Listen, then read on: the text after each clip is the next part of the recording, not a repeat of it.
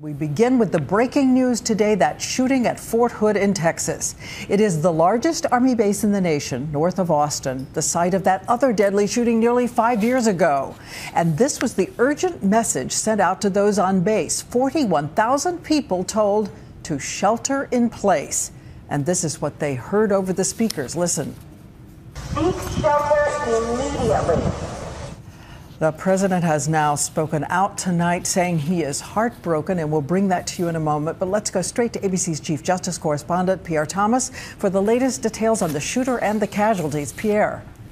Diane, multiple law enforcement sources tell us the shooter is dead. Authorities are in the process of clearing the base of any other potential threats, but it's believed that there was only one shooter. That shooter is thought to be a soldier. We're told about a dozen people have been injured, and sources tell us that 4 people, including the shooter, are dead. The shootings took place in a workplace facility. President Obama has been monitoring the situation and just made this statement. I want to just assure all of us that we are going to get to the bottom of exactly what happened. Any shooting is troubling.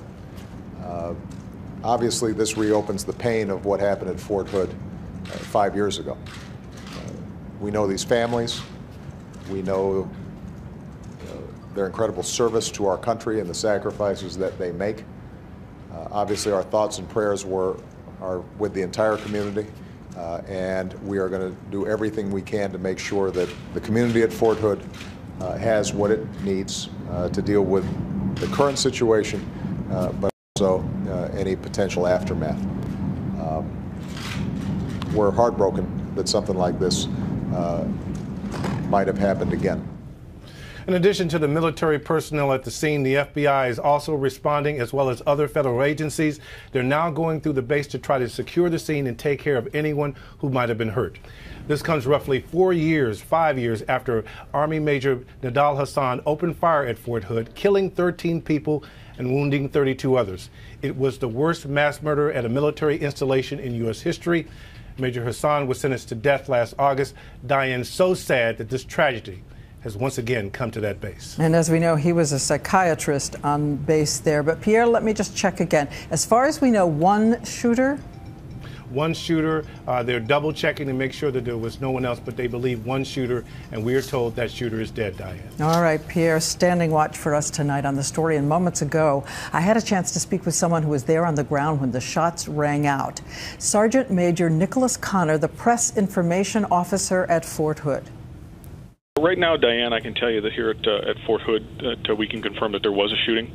Unfortunately, this is something that we here at Fort Hood have experience with, and we're just hoping that we can get to the bottom of this as soon as possible. And I'm trying to imagine what it is for all of you who have been through this before, and we hear it in the sighs as you're talking about this. What was it like when you got that tweet, when you heard that alarm going out? I can tell you that back in 2009, I was actually just finishing up a deployment in Iraq with the 1st Cavalry Division, and so this is what we were just on the cusp of redeploying when we got the news in Baghdad, and so our redeployment joy was tempered by just the air of tragedy that was here on Fort Hood, and again, this is something that unfortunately we have gone through before, but I know the resiliency of the soldiers and the family members here at Fort Hood are going to carry us through again. And the nation sending its thoughts tonight. Our thanks to Sergeant Major Nicholas Connor. Our thoughts, as we said, with everyone there. But I do want to turn now to ABC's Chief Global Affairs correspondent, Martha Raddatz, because, Martha, you have been to Fort Hood so many times. I have been there so many times, Diane, and I know people think it's a military post, but what this really is a community of 40,000. The families live there, the soldiers live there. They have been through so much together, so many deployments, 1st Cavalry Division, 4th Infantry Division. They have all lived through so much. In fact, Diane, I am supposed to be there this weekend for a reunion of a band of brothers who fought a battle 10 years ago in Iraq, coming together for a memorial service for the soldiers they lost. This will certainly be on their minds this weekend as well. So this community is mourning tonight another tragedy. And of course, examining security as well. They are indeed, Diane. You can get on the base sometimes quite easily, but other times they ask for ID. That will be looked into. But if it's a fellow soldier, all the more tragic.